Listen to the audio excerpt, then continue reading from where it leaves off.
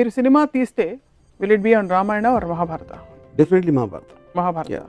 Because more characters, more connectivity and క్యారెక్టర్స్లో చాలా ఏమంటుందని గ్రేనెస్ ఉంది.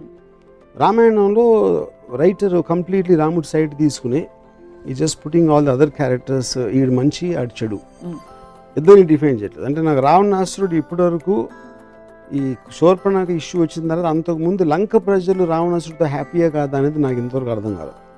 అంటే అమెరికా వచ్చి ఫ్రీడమ్ ఇప్పేస్తుందా లేకపోతే దండయాత్రగా వస్తుందా తెలియదు. సో లంక ప్రజలకి లంకేశ్వరుడు అయితే ఇష్టమైతే అప్పుడు రావణాసురుడు ఎందుకు చెడ్డాడు? కేవలం సీతను ఎత్తుకుపోయినందుగా చెల్లెల కోసం, లేకపోతే ఇంకేమైనా చేసాడా తన ప్రజలు కానీ వేరే దేశాలు కానీ అనే క్లారిటీ నాకు, అలాంటి క్లారిటీ లేని చాలా ఉన్నాయి రామాయణంలో నాకు.